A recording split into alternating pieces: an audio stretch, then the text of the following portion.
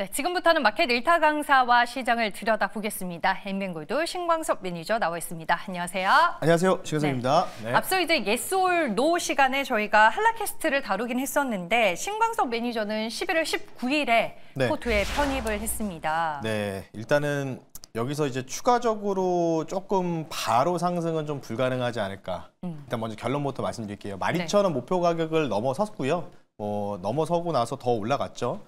13,140원까지 오늘 장중에 20% 정도까지 급등이 나왔는데 오늘 전반적으로 로봇주들이 좋죠. 대장 종목이었던 종목들도 뭐 레인보우 로보틱스, 뭐 로보티즈까지 전반적으로 좋은 모습들을 보여주고 있습니다. 사실 이제 제가 드리고 싶은 말씀은 뭐냐면 제가 일단은 기본적 기술적 리바운딩 자리 12,000원까지 보자라고 말씀드렸는데 여기서 제가 추가적으로 이 한라캐스트가 물론 이제 제 예상일 수도 있지만 여기 이제 바로 땅땅 이렇게 쏘면서 가기는 좀 어렵지 않을까 싶은 생각이 뭐냐면 워낙 이때 그 물려 계신 분들이 좀 많아요. 쉽게 얘기해서. 근데 요걸 이제 매물을 좀 소화해서 이제 마지막 매물대에서 조금 약간 윗꼬리 달리면서 조금 이제 매물의 압박을 받고 있는 겁니다. 그렇기 때문에 대부분 이제 요 자리에서 매수를 많이 들어가셨다가 이제 본전 또는 약간의 좀 수익권으로 돌아보니까 이게 더 갈 것 같기도 한데 전고점 넘어가기도 한데 근데 오늘 지금 어떻죠? 윗골이 달린 이유가 심리거든요. 못 가네? 이거 못 가는 거 아니야? 지금이라도 챙기고 나와야 되나? 그러니까 이런 이제 뭔가 이런 생각이 들면서 투자자들의 뭔가 매물 압박이 좀 나오고 있다. 그래서 저는 개인적으로 물론 이제 제 예상과 다르게 탕탕 튀면서 올라갈 수도 있겠지만 강력한 호재가 나오면 가능하겠죠. 근데 제가 볼 때는 여기서 이제 또 기간 조정으로 좀 들어갈 것 같습니다. 이렇게 좀 왔다 갔다 하다가 그리고 나서 전고점을 한번 벗겨먹을 가능성이 높지 않을까 싶기 때문에요.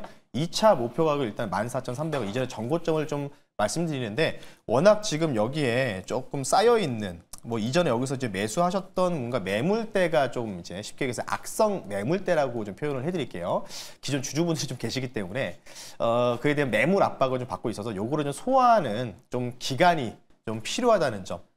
근데 이 기간이요 제가 볼 때는 길어야 일주일 정도 되지 않을까 싶기 때문에 그분을 참고하시면서요. 수익 축하드리면서 한라캐스트 수익 이렇게 좀 챙기면서 말씀 한번 드려볼 수 있도록 하겠습니다. 네, 알겠습니다. 전고점을 벗겨먹는다, 벗겨버린다라는 멘트는 전고점을 넘어선다로 정정을 해드리겠습니다.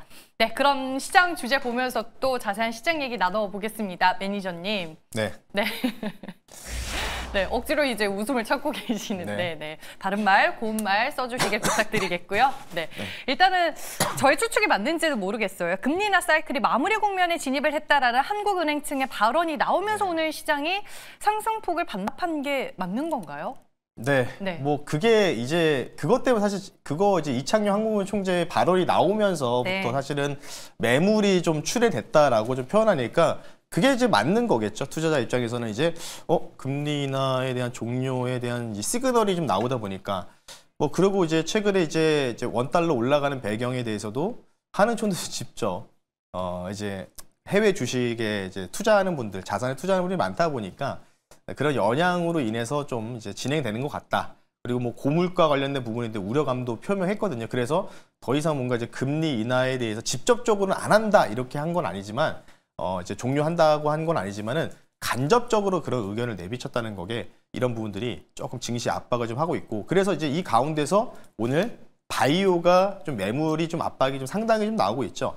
장 초반까지는 좀 좋은 흐름 보이면 바이오들이 이창용 한국은행 총재의 그런 이제 발언들이 조금씩 이제 속보로 전달되면서 사실 이제 금리 인하의 끝자락에 있는 생태계 끝자락에 있는 섹터가 사실 바이오잖아요.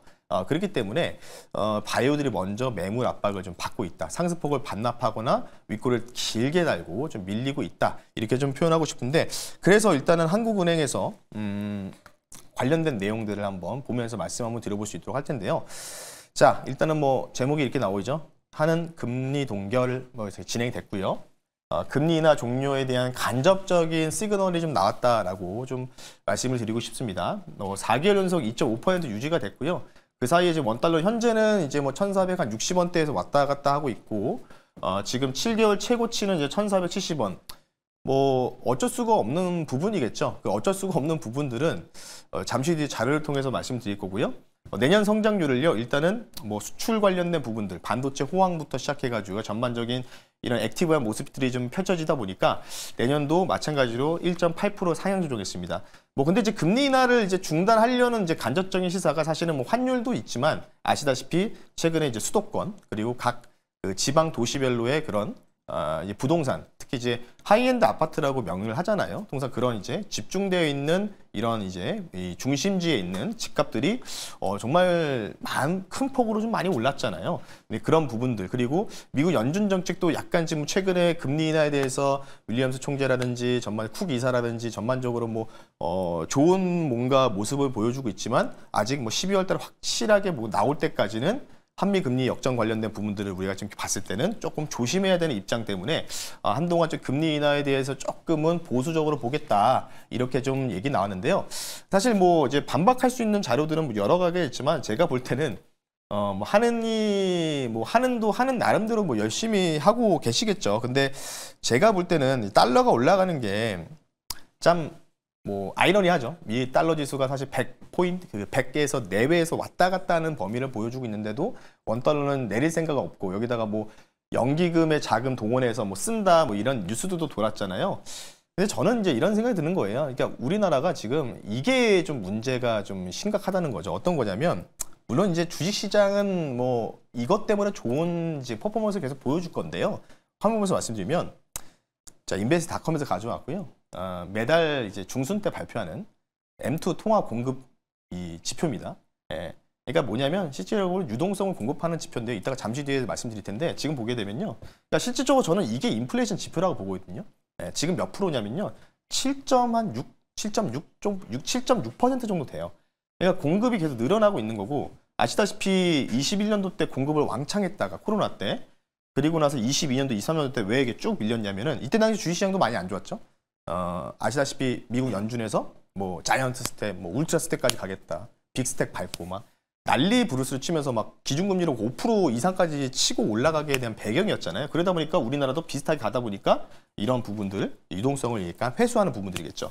그러면서 이제 어찌 보면 24년도부터 올라가기 시작하면서 이때 이제 아시다시피 연준에서 금리를 이제 인하하겠다는 시그널이 나오고 실제로 금리 인하를 진행했죠. 그런 상황에서 지금 보게 되면은 최근에 이제 대통령이 이제 바뀌고 나서부터 M2 통화 증가율이 이렇게 쭉 늘어나고 있어요. 그래서 지금 7.6% 정도 내외라고 좀 보는데 좀 더 이제 모르시는 분들을 위해서 좀 한 번 더 설명을 드리면 그 M2가 뭐냐? 광의 통화의 이 광의 통화라고 하고 있는 겁니다. 그러니까 쉽게 얘기해서 그냥 지금 시중에 돌아다니는 현금, 은행에 박혀 있는 이제 정기 예금 뭐 그리고 머니 마켓 펀드까지 MMF까지 전반적으로 경제라든지 금융, 뭐 부동산, 뭐 전반적으로 다 쓸 수 있는 실제로 쓸 수 있는 돈의 양이고요. M2가 이제 증가를 한다는 거는 기존에 이제 돈들이 풀리는 거니까 대출도 원활하게 받고 정부가 예산을 만들어서 정부가 이제 뭐 R&D 예산에 얼마 투자했다 하면서 그 돈을 누군가가 받을 거 아닙니까? 예. 그러면서 이제 그 돈들이 이제 당연히 또 뭐 직원들 월급도 나가고 뭐 연구 비용도 가고 장비도 구매하고 뭐 이런 식으로 원활하게 돌아가는 건데 그러니까 M2가 증가한다는 의미는 결국은 주식과 부동산 시장이 올라갈 수밖에 없는 구조다 이런 건데요. 이제 예시로 들면은 이제 2020년도에 코로나 때 아시다시피 M2 아까 잠깐 자료 보셨죠? 엄청나게 올라가다가 21년도 말부터 이때 이제 파월 연준의장이 주식 빚내서 주식 투자, 부동산 투자하면 각오하라고 얘기하니까 그때부터 그냥 긴축하면서 쭉 빠졌잖아요. 그런 상황인데 지금 최근에 다시 24년도 말부터 25년도 지금 현재까지 M2 통화 증가율이 바닥치고 올라가면서 쭉 올라가고 있다. 속도가 좀 가파르게 좀 올라가고 있다는 거겠죠. 그러니까 제가 이제 궁금한 게 그러면 이 M2 올라가는 속도가 미국보다 빨라요? 그리고 빠르죠. 혹시 이게 지금 원화 약세의 이유 중에 하나가 되고 저는 있는 그렇게 건지. 설명을 드리기 위해서 이 자료를 갖고 왔고요. 그러니까 지금 미국 대비해서 찍어내는 이 부분들이 왜냐면 지금 미국 같은 경우는 비슷하게 보게 되면 이제 QT와 QE가 있잖아요. 근데 QT를 이제 12월 1일부로 종료한다고 하고 근데 QE를 한다는 얘기는 안 했어요. 종료만 한다고 했지. 근데 이제 좀 시간 지나면 또 QE도 하겠죠. 근데 사람들은 이제 QT 종료하니까 다음에는 이제 QE 하는 거 아니야? 양적 완화하는 거 아니야? 뭐 이런 이제 부분이라고 좀 보시면 되는데 결국은 이제 미국에서는 금리 인하를 하되 찍어내는 돈의 속도가 그러니까 은행에서 찍어내는 돈 속도가 우리나라가 좀 더 빠르다는 겁니다. 그러니까 당연히 원달러가 글쎄요. 서학개미분들이 미국 주식 투자한다고 해가지고 이것 때문에 그렇다고요. 그래서 지금 뭐 이러가지고 찌라시들이 많이 돌고 있는데 그래서 조금 이런 부분들은 뭐 어쩔 수 없는 부분이지 않나 하고 싶고요. 어쨌든 우리는 이제 주식하는 입장에서 주식시장을 바라보는 입장에서는 M2 통화 증가율이 올라가는 거는요. 계속해서 가파르게 올라가는 거는 주식시장이요. 크게 무너질 일은 없다는 거죠. 무너지더라도 급반등에 성공하고 다시 정고점을 벗겨먹을 수 있다. 이런 의미로 좀 해석할 수 있기 때문에 그래서 오늘 결론을요. 이렇게 한번 말씀 한번 드려볼게요. 자, HF가 뭐냐면 이제 헤지펀드의 약자입니다. 헤지펀드가 지난주 이제 미국 시장에서 테크 주식들을 엄청나게 많이 팔았어요. 근데 이번 주 월요일부터 지금 이제 화요일까지 일단 데이터를 분석해 보니까 최근에 공격적으로 다시 또 담고 있습니다. 어디냐? 1순위가 세미 앤 세미 이큐먼트라고 되어 있죠. 반도체와 반도체 장비. 그리고 두 번째는 테크 하드웨어. 뭐 이렇게 좀 순위 되어 있는데 그러니까 헤지 펀드들이 지난주에 테크 주식들 막 팔고 막 뭐 공포 매도하고 이런 상황에서 헤지 펀드들이 다시 반도체를 담는다. 또 반도체 장비를 담는다. 그러면 따라가야 되는 거죠. 왜냐하면 헤지 펀드는 통상 스마트 머니이기 때문에 그러면 저도 오늘 잠시 뒤에 오랜만에 정말 2달 만에 반도체 한 종목 자리가 딱 좋더라고요. 그 종목 잠시 뒤에 한번 말씀 한번 들어볼 수 있도록 하겠습니다. 네, 안 그래도 제가 그 얘기 하려고 했는데 정말 오랜만에 1타 강사에서 반도체 종목이 나옵니다. 오늘의 1타 종목 반도체 안에서 어떤 종목일까요? 네, 이 종목은 제가 볼 때 이제 반도체가 만약 없으시다.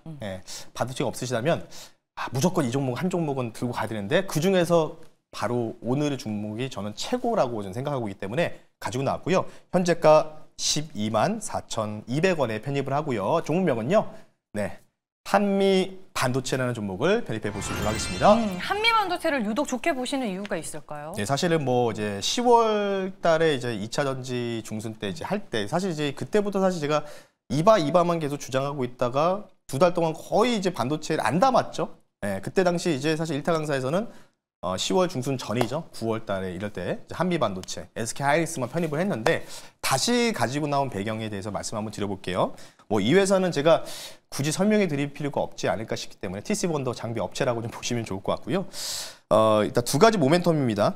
마이크로 내년 AHB 완판 관련된 컴콜 여러분들 아마 뉴스를 통해서 접하셨을 것 같기 때문에 이와 관련된 TC 본딩 장비 공급 부각 당연히 이루어질 수밖에 없고요.